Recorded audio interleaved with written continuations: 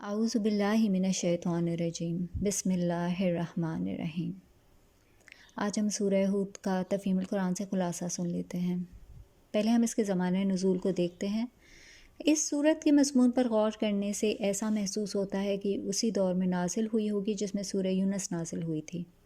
بعید نہیں کہ یہ اس کے ساتھ ہی نازل ہوئی ہو، کیونکہ موضوع تقریر وہی ہے مگر تنبیہ کا انداز اس سے زیادہ سخت ہے۔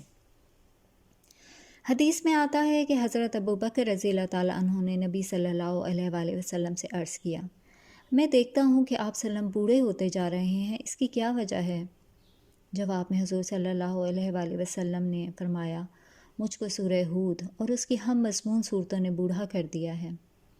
اس سے اندازہ ہوتا ہے کہ نبی صلی اللہ علیہ وآلہ وسلم کے لیے وہ زمانہ کیسا سخت ہوگا، جب کہ ایک طرف کفار قریش اپنے تمام ہتھیاروں سے اس دعوت حق کو کچل دینے کی کوشش کر رہے تھے، اور دوسری طرف اللہ تعالیٰ کی طرف سے پے در پہ تنبیہات نازل ہو رہی تھیں۔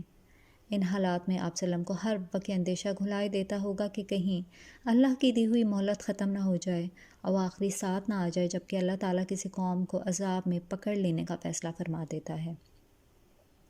فی الواقع اس صورت کو پڑھتے ہوئے ایسا محسوس ہوتا ہے کہ جیسے ایک سیلاب کا بند ٹوٹنے کو ہے اور اس غافل آبادی کو جو اس سیلاب کی زد میں آنے والی ہے آخری تنبیہ کی جا رہی ہے۔ اس کے موضوع اور مباحث۔ موضوع تقریر جیسا کہ ابھی بیان کیا جا چکا ہے وہی ہے جو سورہ یونس کا تھا، یعنی دعوت، فہمائش اور تنبیہ، لیکن فرق یہ ہے کہ سورہ یونس کی بنسبت یہاں دعوت مختصر ہے، فہمائش میں استدلال کم اور وعظ و نصیحت زیادہ ہے، اور تنبیہ مفصل اور پرزور ہے۔ دعوت یہ ہے کہ پیغمبر کی بات مانو، شرک سے باز آ جاؤ، سب کی بندگی چھوڑ کر اللہ کے بندے بنو اور اپنی دنیاوی زندگی کا سارا نظام آخرت کی جواب دہی کے اساس پر قائم کرو۔ فہمائش یہ ہے کہ حیات دنیا کے ظاہری پہلو پر اعتماد کر کے جن قوموں نے اللہ کے رسولوں کو دعوت کو ٹھکرایا ہے، اس سے پہلے نہایت برا انجام دیکھ چکی ہیں۔ اب کیا ضرور ہے کہ تم بھی اسی راہ پر چلو جسے تاریخ کے مسلسل تجربات قطعی طور پر تباہی کی راہ ثابت کر چکے ہیں۔ تنبیہ یہ ہے کہ عذاب کے آنے میں جو تاخیر ہو رہی ہے یہ دراصل ایک مہلت ہے جو اللہ اپنے فضل سے تمہیں عطا کر رہا ہے۔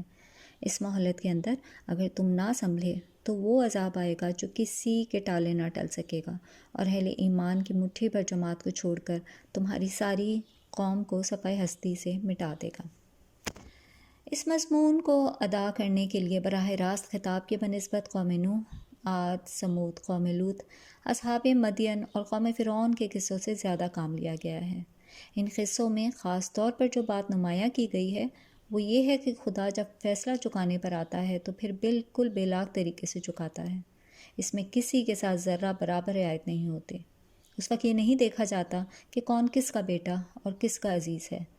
رحمت صرف اسی کے حصے میں آتی ہے جو راہ راست پر آ گیا ہو، ورنہ خدا کے غضب سے نہ کسی پیغمبر کا بیٹا بچتا ہے اور نہ کسی پیغمبر کی بیوی۔ یہی نہیں بلکہ جب ایمان و کفر کا دو ٹوک فیصلہ ہو رہا ہو تو دین کی فطرت چاہتی ہے کہ خود مومن بھی باپ اور بیٹے اور شوہر اور بیوی کے رشتوں کو بھول جائے اور خدا کی شمشیر عدل کی طرح بالکل بے لاگ ہو کر ایک رشتہ حق کے سوا ہر دوسرے رشتے کو کاٹ پھینکے۔ ایسے موقع پر خون اور نسب کی رشتہ داریوں کا ذرہ برابر لحاظ کر جانا اسلام کی روح کے خلاف ہے، جو کہ مختلف جنگ اور غزوات میں ہم دیکھ چکے ہیں۔ وآخر دعوانا ان الحمد للہ رب العالمین۔